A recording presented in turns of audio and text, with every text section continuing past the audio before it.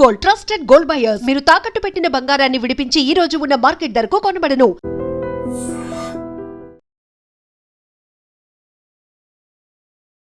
నమస్కారం, welcome to I dream. ధర్మ మార్గం విత్ విజిత కార్యక్రమానికి స్వాగతం.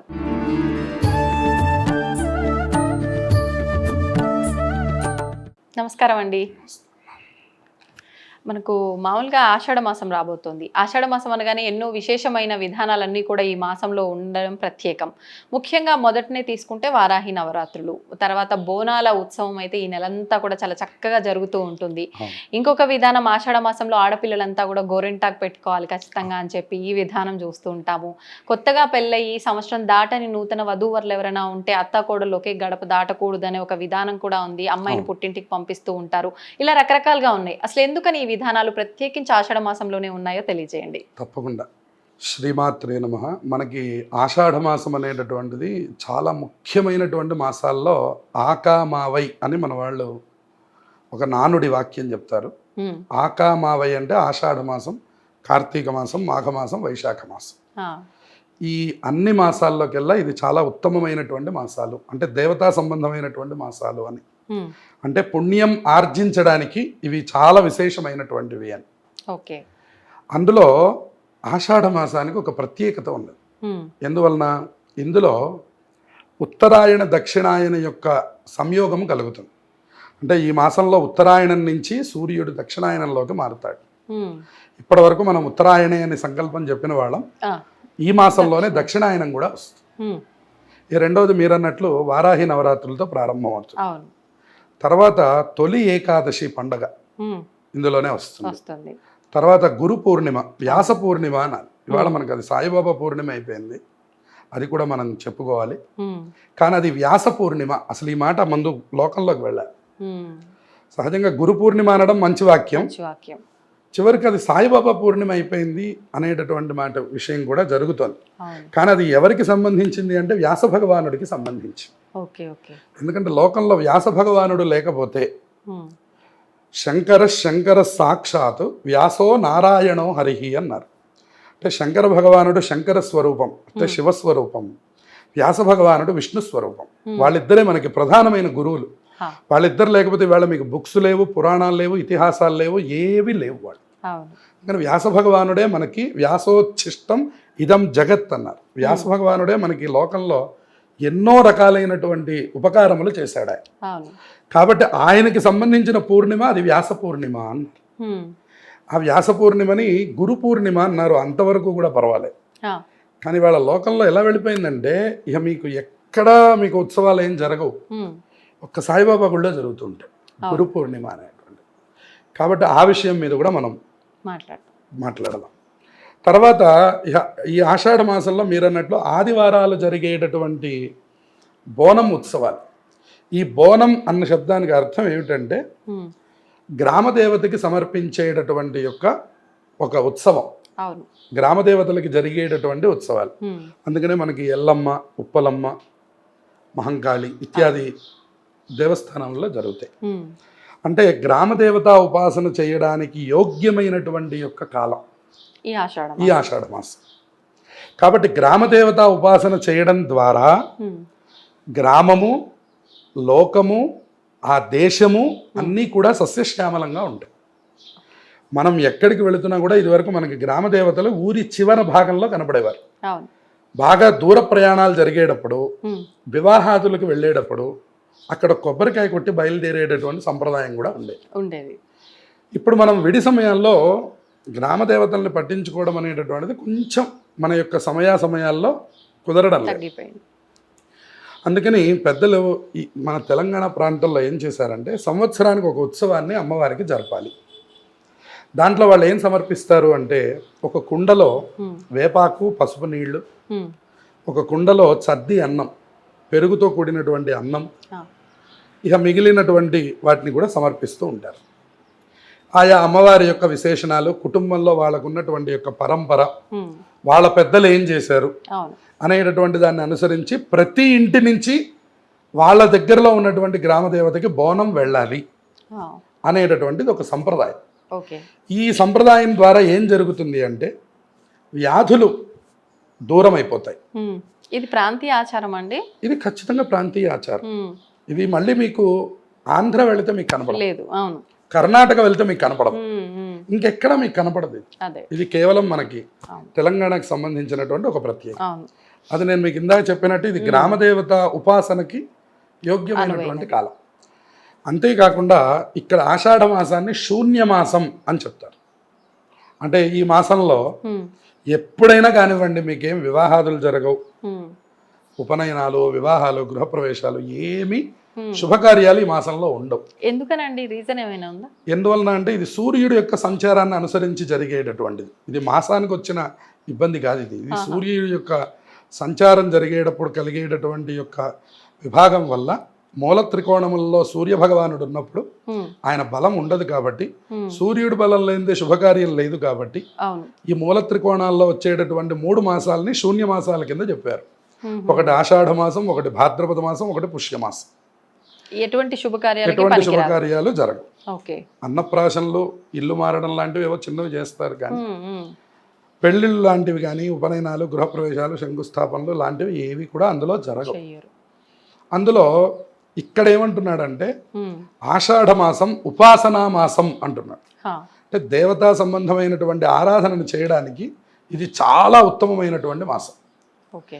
దీనివల్ల ఈ సంవత్సర కాలం మొత్తం కూడా విశేష ఫలితాలు వస్తాయి. ఉమ్, అందుకనే ఇక్కడ బోనం ఉత్సవం చేయడానికి గల కారణం. ఈ బోనం గనక మీరు అమ్మవారికి సమర్పించారంటే సంవత్సర కాలం పాటు అమ్మవారు మనల్ని రక్షిస్తూ ఉంటారు. ఓకే. ఎవరిని రక్షిస్తారు? మీ కుటుంబాన్నే కాదు, ఉమ్, ఏ గ్రామంలో జరుగుతున్నాయో ఆహా, ఆ గ్రామ దేవతలు మొత్తాన్ని కూడా అందరినీ రక్షిస్తారు. ఓ, విశేషించి ఇప్పుడు మన ప్రాంతం అంతా మనకి బోనం ప్రతి ఇంటి నుంచి చిన్న చెంబు దగ్గర నుంచి కూడా మొదలు పెడతారు. అవును, అవును, ఏదో వాళ్ళకి తోచినటువంటిది సమర్పిస్తారు. వాస్తవం. దాని ద్వారా సంవత్సరం అంతా కూడా గ్రామదేవత యొక్క అనుగ్రహం కలుగుతుంది. ఉమ్, ఈ కరోనా లాంటి మహమ్మారీలు కానివ్వండి, అవును. మసూచి అని ఇదివరకు ఇంకా చాలా పెద్ద పెద్ద వ్యాధులు ఉండేవి, మందులు లేవు వాటికి. అటువంటి వస్తే ఇప్పుడు రామారావు గారి అబ్బాయి దగ్గర నుంచి ఆ సమయంలో వెళ్ళిపోయిన వాళ్ళే, ఎందుకంటే వైద్యం లేదు. కాబట్టి అటువంటి వ్యాధులు ప్రబలకుండా గ్రామదేవత సరదా మనల్ని రక్షిస్తూ ఉంటుంది. ఓకే. ఓకే. అందుకనే వాళ్ళకి ప్రత్యేకమైనటువంటి పేర్లు పెడతారు. ఉమ్, అంకమ్మ, ఉమ్, తర్వాత ఉప్పలమ్మ, అవును. ఇటువంటి ప్రత్యేక నామాలు ఉంటాయి, అసలు మనం ఎక్కడ విన్నటువంటివి. కాబట్టి అటువంటి గ్రామదేవత ఉపాసనలు చేయడానికి యోగ్యమైనటువంటి కాలం. ఉమ్, ఇక మనం తొలి ఏకాదశిలోకి వెళ్ళేసరికి ఏమవుతుంది? విష్ణుమూర్తి యొక్క శయనంలోకి వెళ్ళి చాతుర్మాస దీక్ష. చాతుర్మాస్యంలోకి వెళ్ళేటువంటిది. అవును. ఇక్కడ చాతుర్మాస్యాలు అంటే అర్థం ఏమిటి అంటే ఉమ్, ఆషాఢమాసం, శ్రావణం, భాద్రపదం, ఆశ్వీయుజం 4 మాసాలు పూర్తయితే కార్తీక శుద్ధ ఏకాదశి రోజున ఉత్థాన ఏకాదశి అని ఆ రోజున స్వామివారు మళ్ళీ నిద్రలేస్తారు అని. ఉమ్, ఇదంతా నిద్ర అంటే మనలాగా నిద్రపోవడం కాకుండా దాన్ని యోగ నిద్ర అని పిలుస్తారు. ఆ, ఈ యోగ నిద్ర గురించి చండీ సప్తశతిలో చాలా ప్రత్యేకమైనటువంటి స్తోత్రం ఉంది. ఆయన ఎందుకు అసలు అట్లా పడుకోవాలి? పడుకున్నప్పుడు బ్రహ్మాది దేవతలు ఆయన స్తుతిస్తారు. ఆయన్ని స్తుతించడం కాదు, నిద్రాదేవతను స్తుతిస్తారు. నిద్ర అనేటటువంటి ఒక దేవత ఉన్నారు. అవునా? లేకపోతే మనకి అందరికీ నిద్ర పట్టదు. చాలా మంది నిద్ర పట్టదు చూడండి. అవును. రాత్రి 3 అవుతుంది, 4 అవుతుంది, ఒకడికి అసలు నిద్రే ఉండదు. ఉండదు. ఎందువలన అంటే నిద్రాదేవత యొక్క అనుగ్రహం లేకపోవడం. ఉమ్, అందుకని నిద్రదేవత యొక్క అనుగ్రహం ఉండాలన్నా కూడా అందుకే మన వాళ్ళు అన్నీ కలిపి ఒకచోట పెట్టేవాళ్ళు ఇదివరకు. అందుకని విష్ణుమూర్తి ఆరాధనని నిరంతరంగా చేసేవాళ్ళు, ఉమ్, గృహస్థులైనటువంటి వాళ్ళు, రోజు విష్ణు సహస్రనామం చదువుకునేవాళ్ళు, ఇటువంటి ఆరాధనలు చేసేవాళ్ళకి ఆ నిద్రమోహం అనేటువంటి మాటలు లేవు. ఆ, ఎందుకనంటే వాళ్ళు చక్కగా ఆరాధన చేసుకునేవాళ్ళు. విష్ణుమూర్తి అనుగ్రహం అంటే మళ్ళీ నిద్రాదేవత అనుగ్రహం మళ్ళీ ప్రత్యేకంగా అక్కర్లా, ఓకే. విష్ణు అనుగ్రహం ఉంటే అన్నీ ఉన్నాయని అర్థం. అందుకని ఆ తొలి ఏకాదశి రోజున ఆయన శయన ఏకాదశి, ఆయన అందులోకి ప్రవేశించేటటువంటి రోజు. ఓకే. అట్లాగే వ్యాస పూర్ణిమ గురించి చెప్పుకున్నాం. అది వ్యాస భగవానుడికి సంబంధించినటువంటిది. పురాణములన్నీ కూడా ఏర్పాటు చేసినటువంటి వ్యాస భగవానుడికి ఉత్సవం చేయవలసినటువంటి పూర్ణిమ. అందుకనే సన్యాసులందరూ కూడా ఆ రోజున చాతుర్మాస్య దీక్షను తీసుకుంటారు. ఆ, వాళ్ళు కూడా వ్యాస పూజ చేస్తారు. చేసి సన్యాసంలో వచ్చేటువంటి చాతుర్మాస్య దీక్షను చేస్తారు. ఉమ్, ఇదివరకు నిజంగానే 4 మాసాలు ఉండి కార్తీక మాసం వరకు కూడా ఒక చోట ఉండేవారు. ఆ, కాలక్రమంలో అది పక్షములుగా తీసుకొని 4 పక్షములుగా 2 నెలలు ఉంటున్నారు. ఆషాఢం, శ్రావణం 2 నెలలు ఉండి భాద్రపదం నుంచి వాళ్ళు లేచి మళ్ళీ యథావిధిగా సంచారం చేస్తున్నారు. ఎందుకంటే ధర్మానికి అవరోధం కలుగుతుంది. 4 నెలలు ఒక చోటే ఉండిపోతే అవును. ధర్మ ప్రచారం లోకంలో జరగదు. అందువలన వాళ్ళు లేచి మళ్ళీ ప్రచారం ప్రారంభం చేస్తారు. ఇటువంటి వ్యాస పూర్ణిమ కూడా ఈ మాసంలోనే ఉంది. ఇక మళ్ళీ మనం అనుకున్నటువంటిది ఈ కొత్తగా వివాహమైనటువంటి వాళ్ళకి, అవును. ఈ కొత్తగా వివాహమైనటువంటి యొక్క దంపతులు ఆషాఢ మాసం వచ్చేసరికి ఈ కాలం చాలా ప్రత్యేకమైనటువంటిది కాబట్టి ఇందులో సంభోగం కనుక జరిగినట్లయితే, ఇందులో కనుక అత్తాకోడలు కానీ ఒక చోట ఉన్నట్లయితే వాళ్ళకు కూడా ఏదైనా ఉపద్రవం కలుగుతుందనే దృష్టి చేత ఒకచోట వీళ్ళిద్దరూ ఉండరాదు అనేటటువంటి దృష్టిని పెట్టి తప్పకుండా మొదటి సంవత్సరం మీ పుట్టింటికి వెళ్ళడం అనేటటువంటిది ఒక సంప్రదాయాన్ని తీసుకొచ్చారు. దాని ద్వారా వాళ్ళు సర్వకాలంలో ఎందుకు క్షేమంగా ఉంటారని చాలా మంది లోకంలో పట్టించుకోవడం మానేశారు. అత్త కోడలు ఒక దగ్గర ఉండట్లేరు, మూడు పిల్లలు సపరేట్ గా ఉంటున్నారంటే ఇంకా పాటించాల్సిన అవసరం లేదు అనుకుంటున్నారు. కానీ అలా కాకుండా భార్యాభర్తలు కూడా ఒక చోట ఉండకుండా వాళ్ళు కూడా అసలు పుట్టింట్లో ఉండి వాళ్ళు కూడా కొంత దూరంగా ఉండడం అనేటటువంటి కాలం చెప్పారు. ఇక్కడ అత్త కోడళ్ళని ఎందుకు చెప్పారంటే మొగుడు పెళ్ళాలు దూరంగా ఉండాలని చెప్పకుండా అత్త కోడళ్ళని చెప్పారు. కానీ అసలు ఉండాల్సింది ఎవరు? హస్బెండ్ వైఫ్, భార్యాభర్త. అందుకని ఇది అత్తగారి మీద పెట్టి నెపని చెప్పారు. కాబట్టి ఈ వీళ్ళిద్దరు కనుక ఇట్లా ఉన్నట్లయితే జీవితాంతం సుఖంగా ఉంటారు అనేది అర్థం. ఇక గోరింటాకు విషయానికి వస్తే ఇది ఒక పెద్ద పండగ. ఇది కొన్ని సందర్భాల్లో మాత్రమే గోరింటాకు పెట్టుకోవడం అనేటటువంటిది ప్రత్యేకంగా చెప్పారు. మన వైపు తక్కువగా ఉంది కానీ ఉత్తరాదిలో మెహందీ అనేటటువంటి పెద్ద ఉత్సవం. ఇప్పుడు అది కూడా మనం తెచ్చుకుంటాం, అది వేరే విషయం. అది పెళ్లిలో తెచ్చుకొని అది ఒక ప్రత్యేకమైన ఒక రోజు చేస్తారు. వాళ్ళు ఏం చేస్తారంటే ఆ రోజున ప్రత్యేకంగా భావిస్తారు. ఎందుకంటే గోరింటాకు ఆడవాళ్ళు పెట్టుకోవడం అనేటటువంటిది ఒక ప్రత్యేకమైనటువంటి సన్నివేశం. అంత ముత్తైదువుకి అత్యంత ముఖ్యమైనటువంటి సుమంగళి వస్తువుల్లో గోరింటాకు ఒకటి. పసుపు కుంకుమ ఎంత ముఖ్యమో గోరింటాకు అంత ముఖ్యం. అంటే ఎప్పుడు ఉండాలి. అందుకనే మీరు అమ్మవారి చేతులు చూడండి. ఊరికే మీరు ఎప్పుడైనా వేషం వేసినా సరే, ఉదాహరణకు అమ్మవారి వేషం ఎవరైనా వేశారనుకోండి, చేతులకి పెడతారు, పాదములకు పారాణి పెడతారు. అంటే ఆవిడ నిరంతరం అలా ఉండేటటువంటి దేవత. అందుకు కదా ఆవిడ అమ్మవారు అంటాం మనం. అందుకని సుమంగళి వస్తువుల్లో ఒకటి ఏమిటంటే గోరింటాకు. ఇది ఆడవాళ్ళు సుమంగళి స్త్రీలు పెట్టుకుంటారు, కన్యలు చిన్న చిన్న పిల్లలకు కూడా పెడతారు. దాంట్లో మన వాళ్ళు చెప్పేటటువంటి సైంటిఫిక్ ఏంటంటే గోరింటాక్కి మనకి రోగనిరోధక శక్తి ఎక్కువగా ఉంటుంది. ఎప్పుడైతే ఈ గోరింటాకు పెట్టుకుంటామో మన శరీరంలో ఉన్నటువంటి ఉష్ణము వీటిని కూడా మార్పు చేస్తుంది గోరింటాకు. అందుకని మగవాళ్ళు కూడా పెట్టుకునేవాళ్ళు. మీరు కొంతమందిని చూస్తే మగవాళ్ళు కూడా గోరింటాకు పెట్టుకునే వాళ్ళు కనబడతారు. అలా పెట్టుకోవచ్చు అంటారా? పెట్టుకోవచ్చు అంటే ఇది వాళ్ళకేం ఆషాఢ మాసం నియమం కాదు. కాకపోతే వాళ్ళు కూడా ఎందుకు ఆరోగ్యం కోసం పెట్టుకున్నారు. అంటే లక్ష్మీప్రదం అన్నారు కదా, ఆడవాళ్ళు పెట్టుకోవచ్చు. ఆడవాళ్ళు లక్ష్మీప్రదంగా పెట్టుకుంటారు, మగవాళ్ళు ఆరోగ్యం కోసం పెట్టుకుంటారు. ఆరోగ్యం కోసం మగవాళ్ళు కూడా పెట్టుకున్నట్లయితే శరీరంలో ఉండేటువంటి ఉష్ణము వాతము ఇట్లాంటివన్నీ కూడా తగ్గేటువంటి అవకాశం. ప్రతిదీ ఇవాళ మనం మెడిసిన్ కోసం పరిగెత్తుతున్నాం, ఇదివరకు ప్రకృతే మనకి మెడిసిన్ అంట. సో మగవాళ్ళు పెట్టుకున్నట్లయితే మనకున్నటువంటి ఏదైతే ఇది ఉన్నదో వాతము ఇత్యాది రోగములు ఉన్నాయో వాటిని కూడా నయం చేస్తుంది. అందుకని కుడి చేతికి పెట్టుకునేవాళ్ళు కాదు, ఎందుకంటే దేవతలకు పూజ చేయాలి. ఎడం చేతికి పెట్టుకునేవాళ్ళు మగవాళ్ళు. పెట్టుకుంటే ఏమవుతుంది, ఇది ఒక ఆరోగ్య విషయంలో వాళ్ళని రక్షిస్తుంది అన్నమాట. ఈ ఆడపిల్లలకు గనక పెట్టుకున్నట్లయితే ఈ సంవత్సరం అంతా కూడా లక్ష్మీప్రదంగా ఉంటుంది. మీరు మిగతా సందర్భాల్లో పెట్టుకోవాలి, అసలు ప్రతి సందర్భంలోనూ గోరింటాకు పెట్టాలని. మీరు అమ్మవారి పూజ చేయాలంటే కూడా ముందు తాను సువాసినిగా మారి తర్వాత అమ్మవారిని అర్చించాలి. అందుకని లలితా సహస్రనామంలో చెప్పారు సువాసిని అర్చన ప్రీత అన్నారు. సువాసిని అయి నువ్వు నన్ను అర్చిస్తే నాకు అది ప్రీతికరం అని చెప్పింది. కాబట్టి శోభన శుద్ధ మానస, శోభన దేవతలు చక్కగా ఉండాలి అంటే అన్నీ అలంకరించుకోవాలి. ఇవాళ మనం మంగళసూత్రం ఏంటి, నల్లపూసలేంటి, తాటంకములేమిటి, మాటీలేమిటి, రకరకాలు ఎన్ని ఆభరణాలు కేవలం స్త్రీలకే ఇచ్చారండి. అటువంటివన్నీ కూడా అలంకరించుకోవడానికి ఇటువంటి గోరింటాకుని ప్రత్యేకంగా పెట్టుకోవడానికి ఈ మాసాన్ని ప్రత్యేకంగా చెప్పారు. ఈ గోరింటాకు పెట్టుకోని తర్వాత ఏది ముట్టుకున్నా కూడా మీకు ఆరోగ్య సమస్యలు రావు. అందుకని స్త్రీలు చాలా దృఢంగా ఉండాలి. ఆరోగ్యం ఎక్కడి నుంచి రావాలంటే స్త్రీ నుంచే పురుషుడికి రావాలి. పురుషుడికి ప్రత్యేకమైన ఆరోగ్యం ఎక్కడుందండి? స్త్రీ పెట్టినటువంటి ఆహారంలో నుంచి కదండి ఆరోగ్యం రావాలి. అందువల్ల మొదటి ఆరోగ్యం ఎవరిది? స్త్రీలది. అందువల్ల స్త్రీలు ఆరోగ్యంగా ఉన్నట్లయితే కుటుంబం ఆరోగ్యంగా ఉంటుంది. కాబట్టి ఆడవాళ్ళందరూ ఆ గోరింటాకును పెట్టుకొని అదొక ఉత్సవంగా, అదొక పేరంటంగా, కేవలం వీళ్ళు పెట్టుకోవడం కాదు, ఇంకా 10 మందికి పంచడం, లేదా 10 మంది ఒక చోట చేరి ప్రత్యేకంగా గోరింటాకు పెట్టుకునే కార్యక్రమం. కొన్ని పాటలు కూడా ఉన్నాయి వాటి మీద.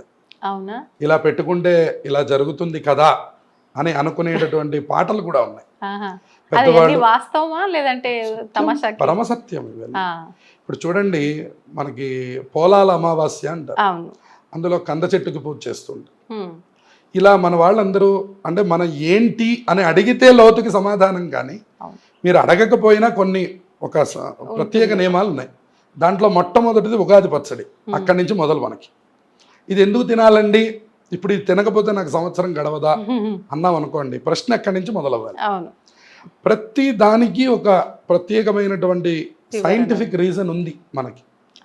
మన పెద్దలు ఇప్పుడు కాదు, వాళ్ళు మహర్షులు కాబట్టి ఏనాడో ఆలోచన చేసింది ఇవాళ పనికి వస్తుంది మనకి. ఉదాహరణకి ఇదివరకు వాళ్ళు గబుక్కును వెళ్ళి కరచాలనం చేయడం కానీ కౌగిలించుకోవడం కానీ ఇదివరకు మన సంప్రదాయంలో లేదు. సరే, మనం విదేశాలు వెళ్ళొచ్చి మనం అన్ని వాళ్ళవి మనము, మనవి వాళ్ళు, మనం ఎక్స్చేంజ్ చేసుకున్నాం అనమాట. మనవి వాళ్ళు తక్కువే. వాళ్ళు ఎందుకు వాళ్ళు ఇప్పుడు కొంచెం భక్తి చూపిస్తున్నారు, కానీ ఎక్కువ మనమే వాళ్ళే అలవాటు చేసుకున్నాం కదా. అంతేగా, వాళ్ళు కూడా మీరు చూడండి, మన దగ్గర తక్కువ, కానీ క్షేత్రాల్లోకి వెళ్తే అందరూ ఫారినర్సే ఉంటున్నారు. వాళ్ళు మన యొక్క దాంపత్య విషయాదుల్ని అసలు ఈ క్షవరం చేయించుకొని గుండు పిలక పెట్టుకునేటటువంటి సంప్రదాయాన్ని, అలాగే రోజుకి మనకి 3 పూట్ల స్నానం ఉందనుకోండి, మీకు ఫారెన్లో అన్నిసార్లు స్నానం లేదు. వాళ్ళు అసలు రోజుకు ఒకసారి చేస్తే గొప్ప విషయం కాదు. ఎందుకు ఇట్లా చేయాలి అంటే శరీర ధర్మం. రెండోది సూర్య భగవానుడి యొక్క తేజస్సు మన మీద పడ్డం, మన ఉపాసన చేయడం, ఇటువంటివన్నీ కూడా వాళ్ళు ఇక్కడికి వచ్చి నేర్చుకుని మళ్ళీ ఎందుకు అటు వెళ్ళాలి, మేము ఇక్కడే ఉంటాం, మేము ఇక్కడే ఇల్లు తీసుకుంటాం, మేము ఇక్కడే ఉంటాం. అరుణాచలంలో మీరు వెళ్తే ఎంత మంది కనపడతారో మీకు. అరుణాచలానికి వచ్చి ప్రత్యేకంగా వివాహం చేసుకునేటువంటి దంపతులు ఎంతమంది? ఫారినర్స్. మనం ఏం చేస్తున్నామంటే వాళ్ళు వాడుకునేటటువంటి షార్ట్లు, వాళ్ళు వాడుకునేటటువంటి వస్త్రాలు, వాళ్ళకున్నటువంటి హెయిర్ స్టైల్స్, ఇవన్నీ మనం తెచ్చుకుంటున్నాం. వాళ్ళేమో జడలేసుకుంటున్నారు, మనమేమో వాళ్ళలాగా ఉంటున్నాం.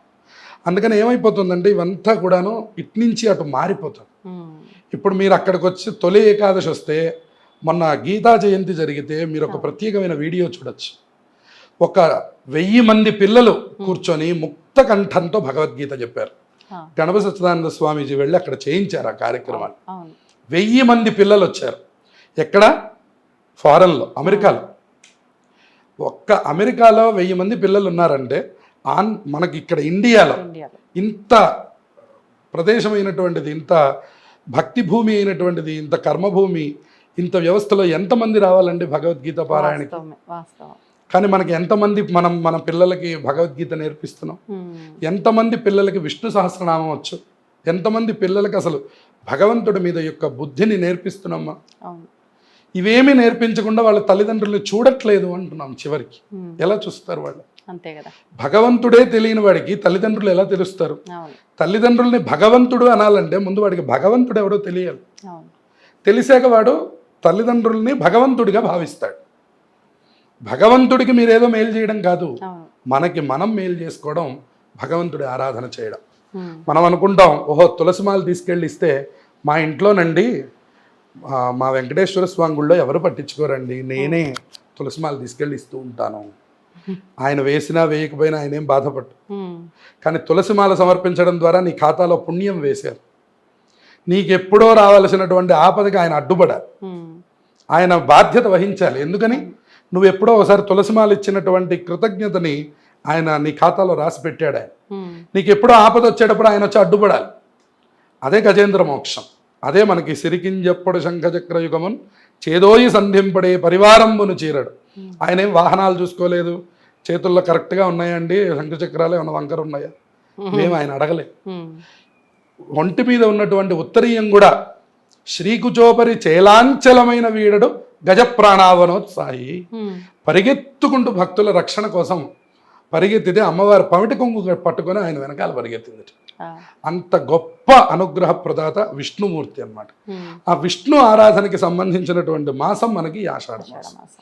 ఈ ఆషాఢ మాసంలోనే ఈ శుభకార్యాలన్నీ కూడా చెయ్యమని ప్రత్యేకంగా ఉపాసకులకి ఇది చాలా ముఖ్యమైనటువంటి మాసం. ఇంకొకటి ఏం చెప్తున్నారు అంటే పౌర్ణమికి సముద్ర స్నానం చాలా విశేషమైనటువంటి ఆషాఢ పౌర్ణమికి సముద్ర స్నానం చేసినటువంటి వాళ్ళకి సంవత్సర కృత ప్రాయశ్చిత్తం జరుగుతుందని చెప్పారు. సంవత్సరంలో చేసినటువంటి పాపములు పోవడానికి 4 అవకాశాలు ఇచ్చారు. మనం ఏమంటామంటే మాకు ఆ రోజు బోర్డు మీటింగ్ ఉందండి, కుదరదండి అంట. అందుకని వాళ్ళు ఆలోచించన్నారు, పోన్లే ఆషాఢ మాసంలో కుదరలేదు, కార్తీక మాసంలో వెళ్ళవయ్యా అన్నారు. అయ్యో నేను ఫారంలో ఉన్నానండి అన్నారు. పోన్లేవయ్యా మాఘమాసంలో వెళ్ళవయ్యా అన్న. పోను మాఘమాసం చలికాలం అండి, నేను అసలు నీళ్ళల్లోకి దిగను అన్న. పోన్లే ఎండాకాలం వైశాఖ మాసంలో వెళ్ళవయ్యా అన్నారు. నాకు కుదరదండి అన్నారు. ఇంకా దండం పెట్టమన్నారు, అంతే. అందుకని ఏంటంటే ప్రతి అవకాశాన్ని ఎక్కడికక్కడ మనకి సెట్టుగా పెద్దలందరూ నిక్షిప్తం చేశారు, ఋషులందరూ నిక్షిప్తం చేశారు మన కోసం. వాళ్ళందరూ ముందుగానే చెప్పి పెట్టారు, ఇటువంటి మాసాలు ఉన్నాయి, ఇటువంటి కాలం, ఇటువంటి ఋతువు, ఇటువంటి కాలం మనకు వచ్చినప్పుడు ఇటువంటివి కనుక ఇంట్లో చేసినట్లయితే తప్పకుండా అవన్నీ మనకి ఇబ్బంది లేకుండా ఉంటాయి. చూడండి, మీకు ఆ కళ్ళాపి చల్లుకొని పల్లెటూళ్ళల్లో ఉన్న ఇప్పటికి కూడా మనం చెప్పచ్చు, సిటీలో జీవనం చేస్తున్నటువంటి వాళ్ళందరికంటే పల్లెటూరు వాళ్ళు ఎంత ఆరోగ్యంగా ఉన్నారనేటటువంటిది ఎవరికి చెప్పక్కర్లేదు, అందరికీ తెలుసు. మన తాతగారు చేసినటువంటి ఎన్నో పనులు మనం చేయలేం. ఆయన ఒక పెద్ద మొద్దు తీసుకొని వెళ్ళి అవతల పెట్టగలరు ఈనాటికి కూడా. 72వ సంవత్సరం 25 కేజీల బస్తాని భుజాన వేసుకొని వెళ్ళి లోపల పెట్టగలరు. మనం పైకి ఎత్తడానికి మనం ఇబ్బంది పడతాం. అందువల్ల ఆ శరీర దారుఢ్యాన్ని సంపాదించడానికి మన పెద్దవాళ్ళు రీజన్ అడగకుండానే వాళ్ళ ఆ పనాన్ని చేసేవాళ్ళు. ఇవాళ మనకు అదృష్టం, ఆ మాట చెప్పేవాడు ఉన్నాడు, ఆ మాట చెప్పించేవాళ్ళు ఉన్నారు, మన దగ్గరికి మన సెల్లులోకి తెచ్చేవాళ్ళు ఉన్నారు. మనం ఎంత అదృష్టం మనకి. ఇవన్నీ వచ్చాక కూడా ఇంకా మనం సైడ్ క్వశ్చన్స్ వేసి క్రాస్ క్వశ్చన్స్, మనం ఎందుకు చెయ్యాలి, మనకేం ప్రయోజనం అనేటువంటి మాటల ద్వారా వెనక్కి జరిగితే కల్చర్ ద్వారా పొందవలసిన ఏ ప్రయోజనాన్ని మనం పొందలేము. కాబట్టి ఏది చెప్పారో పెద్దలు, చెప్పడం ఒక ఎత్తు, ఆచరించడం ఒక ఎత్తు. అందుకనే పెద్దలు ఏం చేస్తే అది చెయ్యమనే శాస్త్రం చెప్పింది. మీ ఇంటి ఆచారం ఏదైతే ఉందో అది మీరు తప్పకుండా ఆచరించండి, అది మీరు ఎవరిని అడగక్కర్లా. అట్లాగే ఏదో శాస్త్రం చెప్పిన కొన్ని విషయాలు ఉన్నాయి, అవి కొన్ని అందరికీ తెలియవు. కాబట్టి ఎవరైనా పెద్దలు చెప్పినటువంటి సందర్భంలో మీరు ఆచరించండి, దాని ద్వారా మీరు ఫలితాలు పొందుతారు అని చెప్తున్నారు. ఇవాళ ఇంత వైభవంగా మన సెల్లుల్లోకి, అంటే మనం ఎక్కడికో వెళ్ళి తెలుసుకుని ఇదివరకు పెద్దల్ని ఆశ్రయించి వాళ్ళని సేవించి తెలుసుకోవాల్సి వచ్చాయి. ఇవాళ అవకాశం కూడా అవసరం లేదు, చక్కగా సెల్లు ఓపెన్ చేస్తే మనకు అన్ని విషయాలు తెలుస్తున్నాయి. దాంట్లో కొద్దిగా బుద్ధి మనం ప్రత్యేకంగా వాడి ఏది మంచి ఏది చెడు అని తెలుసుకునేటటువంటి స్థితిని కలిగితే నువ్వు వీటి ద్వారా ఎన్నో ప్రయోజనాలు పొందుతావు, తగినటువంటి ఫలితాలన్నీ పొందుతావు. ఈ ఆషాఢ మాసం అనేటటువంటిది ఉపాసకులకి ఎంత గొప్పది, ఇందులో వచ్చేటువంటి పర్వదినాలు ఏమిటి, ఇటువంటివన్నీ కూడా మనం చక్కగా తెలియజేసినప్పుడు వాటన్నిటిని వాడుకొని తగినటువంటి మంచి ఫలితాలు అందరూ పొందాలి. ధన్యవాదాలండి. శుభమస్తు. తవ్వండి, తవ్వుతూనే శివలింగం సరే దాన్ని అట్లా కప్పేసేయండి, చూపించదండి. Krishna is there. మూర్తి పూజ కాదు, సాక్షాత్ బ్రజేంద్ర నందన భగవాన్ ఉన్నారు మూర్తిలో. ఏమీ ఆశించకుండా ఆరాధించే వాళ్ళు కూడా ఉన్నారా ప్రభుజీ? నిజమైన భక్తి అంటే మనకు తెలియదు కాబట్టి